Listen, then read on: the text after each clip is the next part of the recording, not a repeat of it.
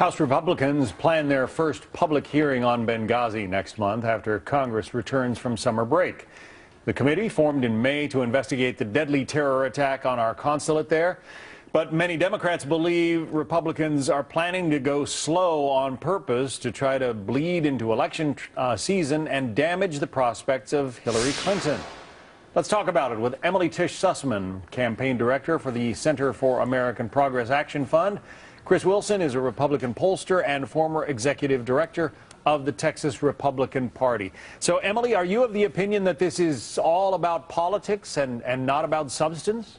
Oh, I think it's definitely all about politics and not about substance. I would guess that about half the people hearing about this hearing are thinking, why are we still talking about this? And the upper half are thinking, keep it going into the election year because it'll hurt Hillary. There's a big perception that the more this stays in the headlines, the more it's the strongest point of attack on Hillary in 2016 because she is looking like an incredibly strong candidate for Democrats. Really no other Republican opponent is polling well up against her. So the idea is just to keep it going as long as the Republicans possibly can. Unfortunately, it's using taxpayer dollars to do so. It's really politicizing the use of Congress. Well, the headline is that Democrats are worried, Chris, that this is going to go on into 2015 as the campaign season gets underway, and that Hillary Clinton could be damaged because of it. Are they right to be so worried? I think they are right to be worried. I mean, what we're learning is that Barack Obama has weakened America in ways that we're just beginning to discover and understand, and that's going to come home and roost over the next few years. Benghazi is big, no question about it, but it's just one part of a whole pattern of failures that all originate from Hillary Clinton's time of Secretary of State. And I'll tell you some people who aren't wondering about these committee investigations. That's the family of the people who were killed. They're wanting the investigations to go forward. They want to find out what happened. They want to get to the bottom of it.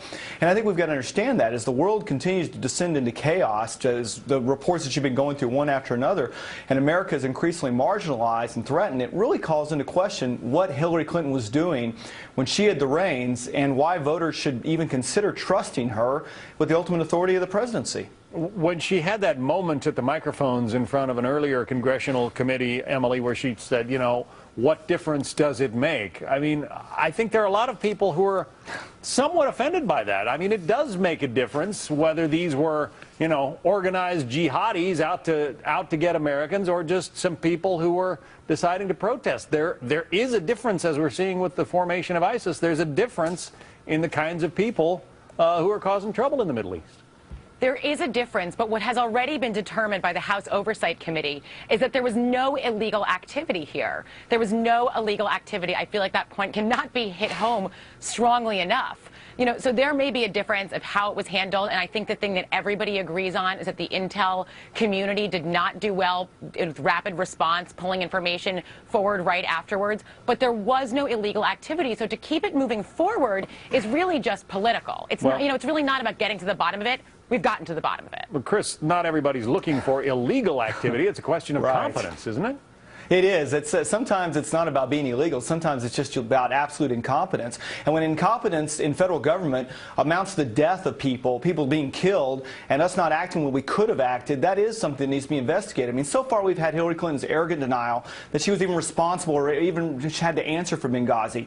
Then we've had a half-hearted defense of her performance, and then now she's moved into this plaintiff's misery wailing that, well, she was right, but Obama just didn't listen to her. I mean, it's worse than being for it before you were against it. It's like I was for it, I was against it, and well, I was right, but nobody listened to me. I mean, how in the world can someone who takes that stance and that approach to dealing with an issue as important as Benghazi be even considered for President of the United States? Well, again, the hearings are going to get underway sometime after Congress reconvenes after the August recess.